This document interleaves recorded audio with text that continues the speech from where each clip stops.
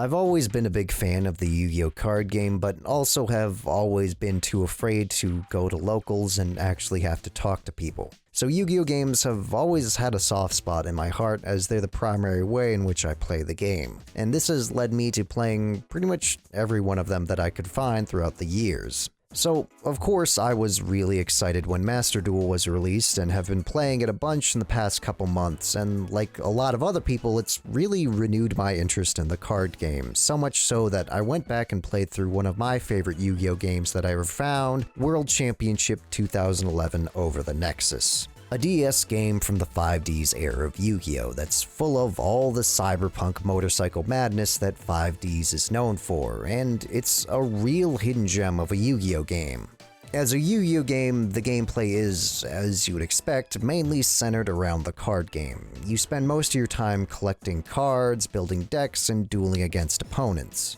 And in all those regards, everything functions pretty well. But these aren't really the things that made me interested in the game, because there are a ton of other Yu-Gi-Oh games that do just as good a job of simulating the card game. What really makes Over the Nexus special is its story mode. Over the Nexus features a fairly fleshed out single-player story that loosely follows a portion of the 5D's anime, in which the player gets to create their own custom character and go on their own adventure that has them exploring a 3D world as they duel their way to the top. And this might all sound like it makes for a pretty simple game, and admittedly Over the Nexus is a pretty simple game, but you have to understand that for a Yu-Gi-Oh game, having a story mode at all is a pretty rare thing. See, most Yu-Gi-Oh games don't really have much in the way of story content, and are mainly just simulators of the trading card game, with their only single-player content usually being just a sequence of AI opponents that you have to beat, with really no story or any other gameplay in between them.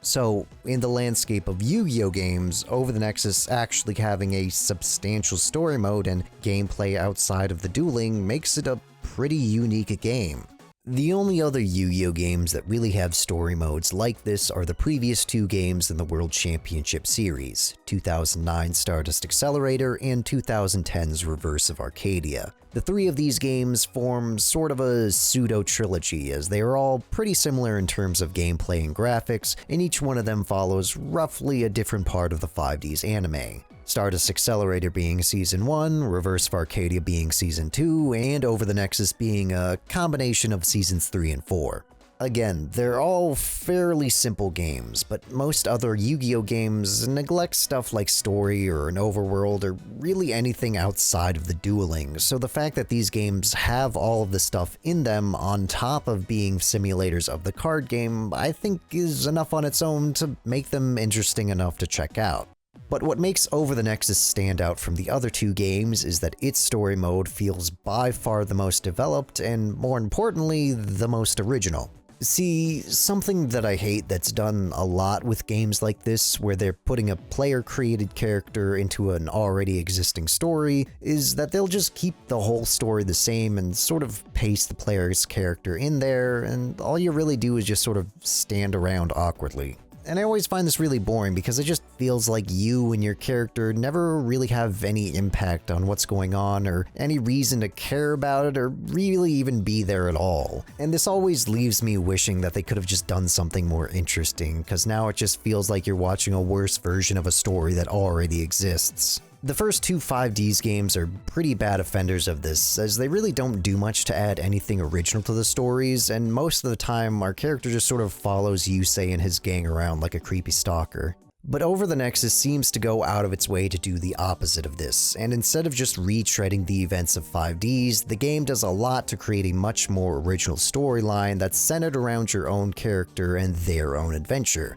and for the most part it stays as separate from the main story of 5D's as it can. We don't start out in the cyberpunk dystopia that 5D's is known for, but rather some spaghetti western town that somehow exists right next to Blade Runner, and for most of the game you're not hanging out with the cast of 5D's, but rather a cast of completely original characters who are all pretty fun and endearing and give a lot of life to the game, like your German cowboy grandpa or your best friend slash sidekick slash Joey Wheeler clone. And most importantly, the story you play through isn't just a bunch of scenes from the show, but mostly a brand new story about you and your friends forming a team to compete in an upcoming major tournament, and all the adventures you get wrapped up in along the way. Of course, it's still in the same setting of 5D's, and there are still plenty of moments when stuff from the anime shows up, but all this stuff feels almost like an afterthought compared to how much of this game is devoted to original content. And even when the story does eventually converge with the plot of 5D's and you have to save the world or whatever, it's made so much better because all the original portions up to that point make the whole story feel so much more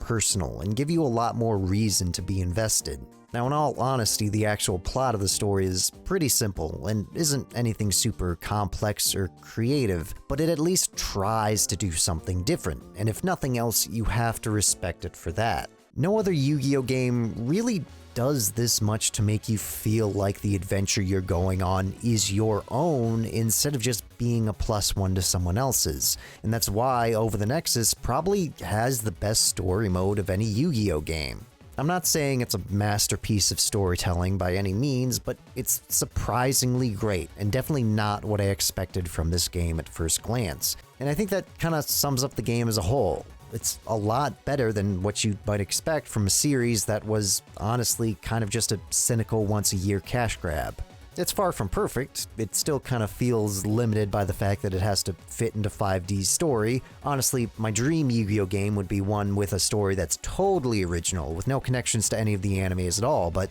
Konami's not really in the business of making games like this anymore, so Over the Nexus is probably the closest thing to that I'm ever going to get, and that alone is enough to make it a pretty special game. And I know this probably seems like a really weird choice of a game to talk about, but out of all the other Yu-Gi-Oh games I've played, none of them really stood out to me the way Over the Nexus has, and I can't help but love a game like this that looks unassuming at first, but when you play it, it's way better than it has any right to be. So if you're even the slightest bit of a Yu-Gi-Oh fan, you'll probably love Over the Nexus to death as well. But if you don't, well, then at least it'll provide some reprieve from being constantly blown out in a Master Duel.